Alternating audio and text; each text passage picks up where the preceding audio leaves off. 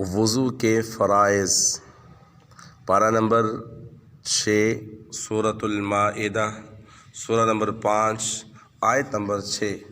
اس آیہ مبارکہ میں 3 چیزوں کا بیان ہے: وضو، غسل اور تیمم۔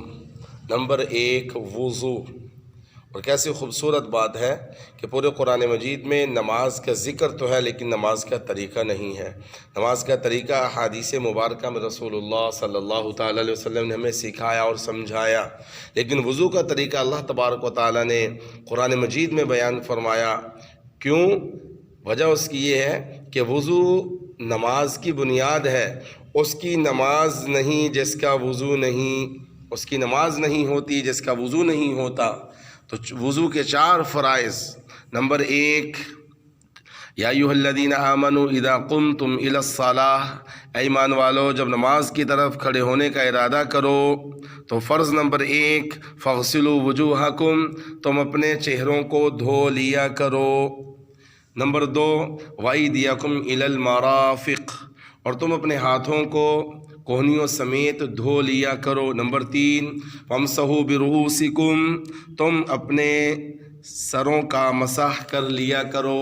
چوتھائی سر کا مسح کرنا فرض، سارے سر کا مسح کرنا سنت۔ احادیث مبارکہ اس بات پر شہادت ہیں، اس بات پر دلیل ہیں۔ آپ صلی اللہ تعالیٰ علیہ وسلم، صحیح مسلم کی روایت، ایک مرتبہ آپ صلی اللہ تعالیٰ علیہ وسلم نے وضو فرمایا اور مقدار ناسیہ، پیشانی کی مقدار ناسیہ، پیشانی کی مقدار پر آپ صلی اللہ تعالیٰ علیہ وسلم نے مسح کیا۔ تو معلوم ہوا سارے سر کا مسح کرنا سنت، سر کے چوتھے حصے کا مسح کرنا یہ فرض۔ وَأَرْجُلَكُمْ إِلَى الْكَعْبَيْنِ، اور تم اپنے دونوں پاؤں ٹخنوں سمیت دھو لیا کرو۔ تو وضو کے 4 فرائض ہو گئے۔ نمبر 1 چہرہ دھونا، پیشانی سے لے کر ٹھوڑی کے نیچے تک، ایک کان کی لو سے لے کر دوسرے کان کی لو تک۔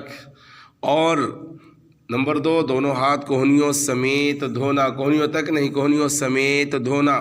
نمبر 3 سر کے چوتھے حصے کا مسح کرنا، چوتھائی سر کا مسح کرنا۔ نمبر 4 دونوں پاؤں ٹخنوں سمیت دھونا۔ مسلمان پاؤں کا مسح نہیں کرتے، پاؤں کو دھوتے ہیں۔